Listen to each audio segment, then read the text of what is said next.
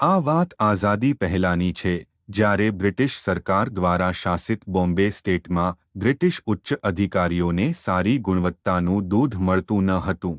તેઓએ ગુજરાતના ખેડા જિલ્લામાંથી સારી ગુણવત્તાયુક્ત દૂધ મેળવવાનું નક્કી કર્યું. પરંતુ ખેડા જિલ્લો બોમ્બે શહેરથી લગભગ 400 કિલોમીટર દૂર હતો. તેથી દૂધને પેસ્ચ્યુરાઇઝ કરવાની જરૂર હતી. 1926માં એક પારસી વેપારીએ ખેડા જિલ્લામાં Polson dairy company butter factory બનાવી હતી, જે બટરનું ઉત્પાદન કરતી હતી. 1945માં બોમ્બેમાં બ્રિટિશ સરકારે બોમ્બે મિલ્ક સ્કીમ શરૂ કરી. બ્રિટિશ સરકારે પોલ્સન્સ લિમિટેડ કંપની સાથે ખેડાથી બોમ્બે દરરોજ દૂધ સપ્લાય કરવાનો કરાર કર્યો. પોલ્સન લિમિટેડ કંપનીએ તે સમયે ઘણો નફો કર્યો હતો.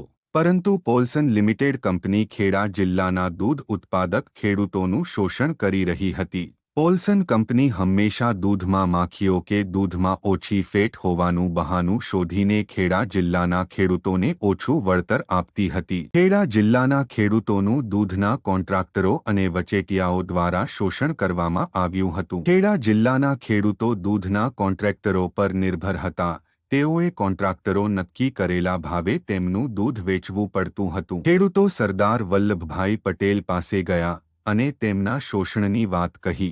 સરદાર પટેલે સલાહ આપી કે તેઓ એક સહકારી મંડળી બનાવે અને આ સહકારી મંડળી દ્વારા પોતાનું દૂધ વેચે. આ દ્વારા દૂધ ઉત્પાદનથી લઈને વેચાણનું સંપૂર્ણ નિયંત્રણ ખેડૂતોના હાથમાં રહેશે. ખેડૂતોએ સરદાર પટેલના પ્રસ્તાવને સહજતાથી સ્વીકારી લીધો.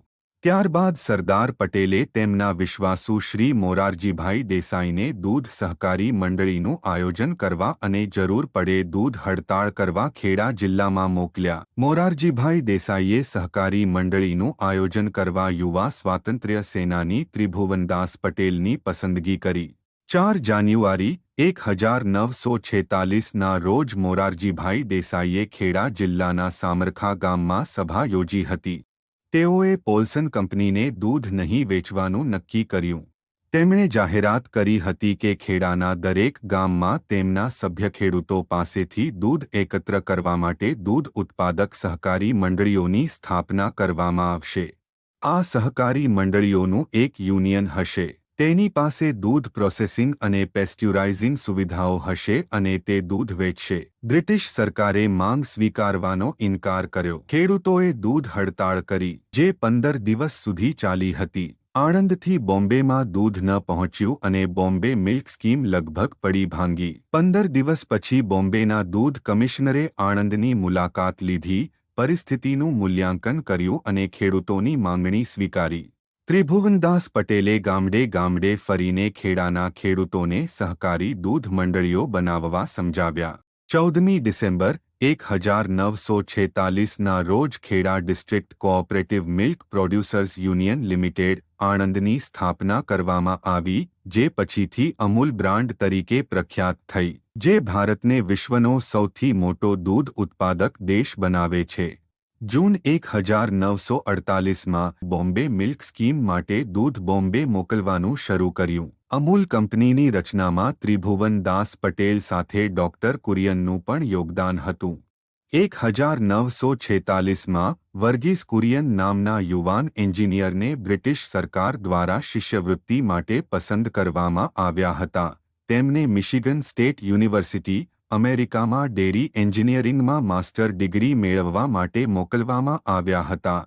1949માં ડોક્ટર કુરિયન ભારત પરત ફર્યા પછી તેમને આણંદ શહેરમાં રિસર્ચ ઇન્સ્ટિટ્યૂટમાં મોકલવામાં આવ્યા. એક દિવસ ડોક્ટર કુરિયન ત્રિભુવનદાસ પટેલને મળ્યા. ત્યારબાદ ડોક્ટર કુરિયન વારંવાર ત્રિભુવનદાસ પટેલને જૂની મશીનરી રિપેર કરવામાં મદદ કરતા હતા.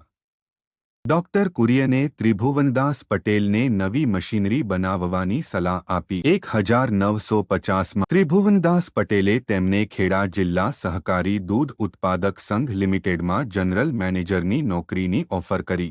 1957માં ખેડા કોઓપરેટિવે અમૂલ નામની બ્રાન્ડ રજીસ્ટર કરી. અમૂલ શબ્દ સંસ્કૃત શબ્દ અમૂલ્ય પરથી આવ્યો છે, જેનો અર્થ થાય છે અમૂલ્ય અથવા કિંમતી.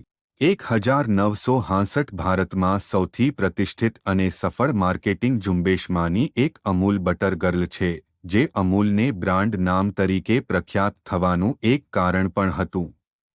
વિશ્વમાં સૌપ્રથમ વખત શ્રી દલાયા અને ડોક્ટર કુરિયનના સંયુક્ત પ્રયાસોથી ભેંસના દૂધમાંથી મિલ્ક પાવડરનું સફળ સંશોધન થયું. સમગ્ર વિશ્વમાં અમૂલની આ એક મોટી સિદ્ધિ હતી. ખેડા યુનિયનની સફળતા પછી અન્ય ઘણા યુનિયન અસ્તિત્વમાં આવ્યા, જેમ કે બરોડા, સુરત, મહેસાણા, સાબરકાંઠા અને બનાસકાંઠા.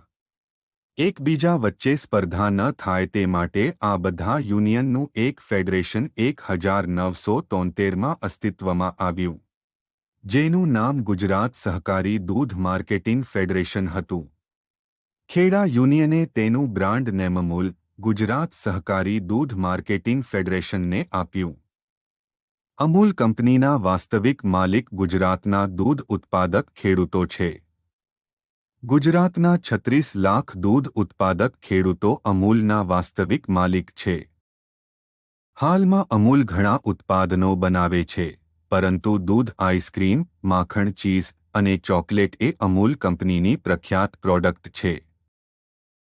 અમૂલે ભારતના ગામડાઓના વિકાસ અને પ્રગતિમાં મુખ્ય ભૂમિકા ભજવી છે અને આત્મનિર્ભરતાનું ઉદાહરણ સ્થાપિત કર્યું છે.